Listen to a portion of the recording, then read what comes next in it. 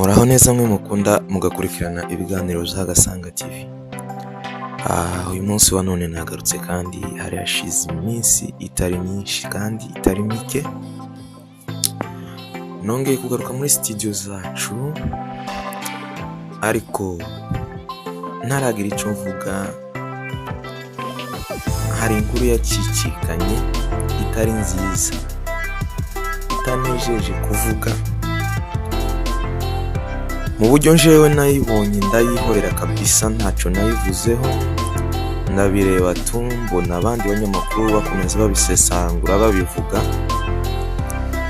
Jewe hari ijambo rimwe nari ndinze rive kwa Prince narivuga nje nzabone kuza kubagezaho ino nkuru, kubera ko kuza gusebya abandi bantu si byiza, ni amakosa, ntabwo biba bishimishije. Jewe rero ukuntu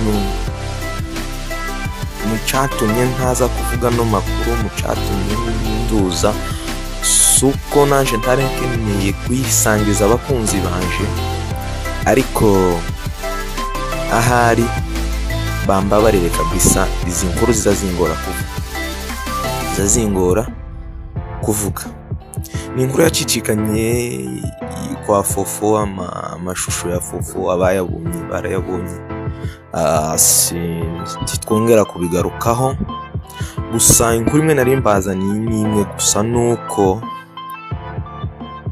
no mugabo Prince hari ijambo yakoze, hari ijambo yavuze ry'abagabo kabisa rishimishije, ariko ntarababwira ijambo yavuze. Reka manze mvuge ku muhungu witwa Boss. Umuhungu witwa Boss na Bosco. Biriya bintu bakoze si byo mu mico y'iwacu y'umurenge. Kubera iki musigaye muva ino muri Afurika mwagererya mukigira ibintu bidashimishije, mugasa nkaho mutaye wa muco mwahawe n'ababyeyi? Mwakoze igitangaza kabisa ko kuvuga ngo mwandagaje umwana w'umukobwa witwa Fofo w'umuririmbyi, kandi waririmbanye n'abasitari tuzi bakomeye, nawe yari umusitari urenze mu kuririmba. Ariko mwe abasivile gusa muri aho ngaho murashaka gushukashuka abantu, mwohereje ibishusho gusa hanze. Ibyo bintu si byiza, mwagakwiye kuba mwicara mugatekereza mbere yuko mukora ikintu. Zaburi nuja kuvuga ijambo zunguruta ururimi karindwi mu kanwa kugira ngo uze uduheza amakuru yizewe. Rero ko kuvuga ngo kumurandagaza undi mubyeyi, umugore wubatse, ko ni nko kumuteranya n'umugabo, ariko umugabo wiwe kubera ari umuntu wamenye Imana, hariho stati ya postings, ndaza kuyibereka muri screen zanyu murayibona, aho yavuze ati, ni amagambo yo muri Bibiliya, ndaza kuyashira muri screen murayibonera muyisomere. Hari nje noja kuyavuga mugasanga nongeyeho akandi katari keza. Ariko guys, wowe muntu uri usigaye ufata video y'undi muntu ukayohereza ku mbuga ukamwandagaza, umenye ko cyari icyaho ubukoze. None se nk'uwo muntu ko mwahora muvugana mukiringa, ibaze muhuriye muri Arizona mugahurira ahantu, mwovuga niki wamubwira? Umubwira ati zarashitse? Ahubwo nari akantu nabonye ngo ni ibintu mwamwisigura ngo ni ibintu ngo byagize ngo telefone ngo ibiki n'ibiki. Uzamureka kuza kubesha amahanga. Ibyo bintu mwagize si byiza kabisa, mugende mubireke. Gusa igihari nuko Prince yamubwiye ati, mukunzi wanje ndagukunda, uri mwiza, ufite amaso asa n'ay'inyana, urumva ahari mwebwe mwariko mukora ibintu mushaka kubateranya manaka mwirukane nawe rero ubone mwaye zo kumujana. Ivyo bintu rero mwikojeje isoni, ico cabaye kabisa, isoni mwazikojeje, mwafashe ubusa. Bose uri bose mubiki mu mafaranga mubiki, cyangwa uri bose mu kwandagaza amafoto y'abandi hanze, amavideo. Ivyo bintu wakoze kabisa sivyo. Nta muntu w'umugabo wokora bene ivyo bintu, nawe kabisa. Guys, murambabarira, imvura kiragwamo, mwumva bimeze uko. Nikoze imvura iri kugwa kabisa, kuko uno Prince ni umugabo mwiza, ndabona kabisa ari muri veste. Buri umuntu hari ukuntu uzure umuntu ukabona kabisa n'intekerezo ze zimeze neza. Hari umugabo umwe ari guhita avuga ati sohokera mu nzu ugende, ariko yiwe yashize amagambo hanze akomeye kabisa, avuga amwereka ko amukunze, nta n'agatasha na kamwe kaba.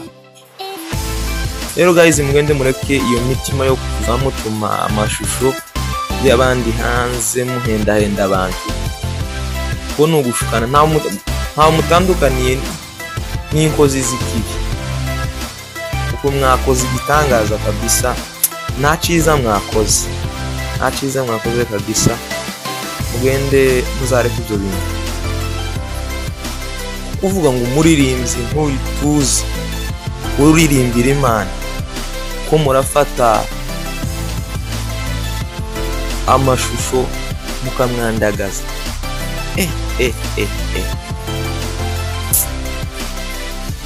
Mwakoze igitangaza kabisa, mwakoze igitangaza. Ibyo bintu mwakoze si byiza, mugende mubireke. Iyo si imico n'ikindi, iyo si imico y'abanyamurenge kabisa. Kwanza uretse nimwe dusigaye tubibonana, abandi baratuje, ariko tukabona ibintu bikomeje gusirikira tubanyamurenge, kandi mu bantu tuzi baba mu makanisa.